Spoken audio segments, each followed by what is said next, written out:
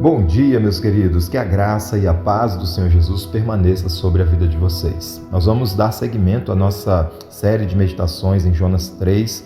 Nós vamos ler apenas o versículo 2. Dispõe-te e vai à grande cidade de Nínive e proclama contra ela a mensagem que eu te digo. Hoje nós vamos meditar sobre o tema Quando Deus renova o chamado. Nós vamos perceber que uma das maiores evidências da graça de Deus é que Ele não apenas perdoa o pecador, mas também o restaura para servir.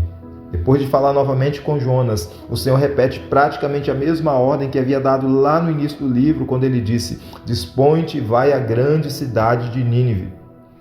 Deus ele não mudou a missão, nem reduziu seus propósitos por causa do fracasso do profeta.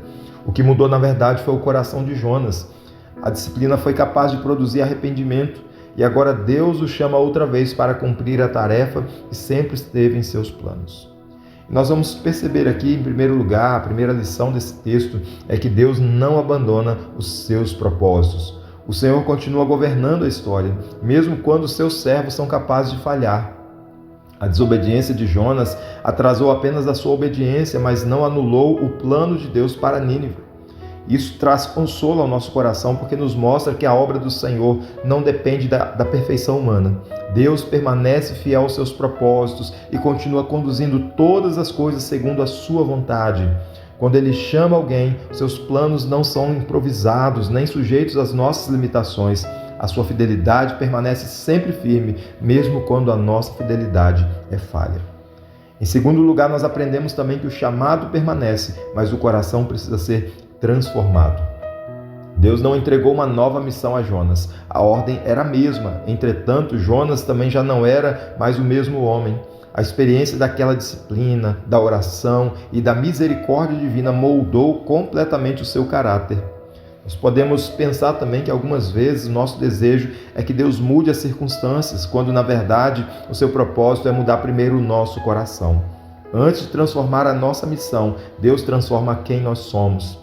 E é exatamente no processo do quebrantamento que nós aprendemos a depender menos de nós mesmos e mais da graça do Senhor. Por fim, nós vemos que a graça de Deus nos devolve ao lugar da obediência. Deus não restaurou Jonas para que ele apenas desfrutasse do perdão, mas para que ele voltasse a participar da sua missão. O perdão nunca é um fim em si mesmo. Ele nos conduz a uma vida renovada de serviço e de fidelidade ao Senhor. Assim, aquele que experimenta a misericórdia de Deus sente o desejo de viver para a glória daquele que o restaurou, pois a verdadeira restauração é capaz de produzir disposição para obedecer, ainda que o caminho seja desafiador. E eu quero fazer aqui uma conexão com a obra de Cristo, pois por meio da sua obra lá na cruz, Cristo não apenas removeu a culpa dos nossos pecados, mas também nos chamou para segui-lo e para servi-lo. Os discípulos, apesar de suas falhas, foram restaurados e enviados para anunciar o Evangelho. Pedro, por exemplo, que negou ao Senhor, recebeu uma nova oportunidade para apacentar o rebanho de Cristo. Assim também acontece conosco, pois a graça que nos salva é a mesma graça que nos envia. Eu quero concluir dizendo que talvez você possa imaginar que os seus erros o desqualificaram de maneira definitiva. Talvez você possa pensar que Deus já escolheu outra pessoa para cumprir aquilo que um dia colocou em seu coração. Porém, Jonas nos lembra que o Senhor continua chamando aqueles que se arrependem. Ele restaura, fortalece e devolve o privilégio de servi-lo. Por isso, se hoje mesmo você ouvir novamente a voz do Senhor, não endureça o seu coração. Levante-se, confie na graça de Cristo e responda ao chamado com alegria, pois aquele que chama também capacita para a missão. Quero convidá-lo à oração nessa manhã, no nome do Senhor Jesus. Pai, nós queremos agradecer ao Senhor, ó Deus, porque o Senhor é o Deus de toda misericórdia, é o Deus de toda graça e de toda fidelidade, ó Deus. Obrigado, Senhor, porque os nossos erros, os nossos pecados, as nossas falhas não são capazes de frustrar os planos do Senhor, ó Pai. Muitas das vezes, ó Deus, o Senhor envia a tempestade, muitas das vezes, ó Deus, o Senhor envia o grande peixe, ó Deus, mas tudo isso tem um propósito de nos recolocar novamente na rota, na direção da vontade do Senhor para as nossas vidas, ó Pai. Por isso, ó Deus, quebranta o nosso coração, que nós não venhamos, ó Deus, endurecê-lo, mas que possamos, ó Deus, ter um coração quebrantado, um coração, ó Deus, contrito, um coração, ó Pai, que esteja disposto a ouvir a Tua voz e obedecer ao chamado do Senhor, ó Pai.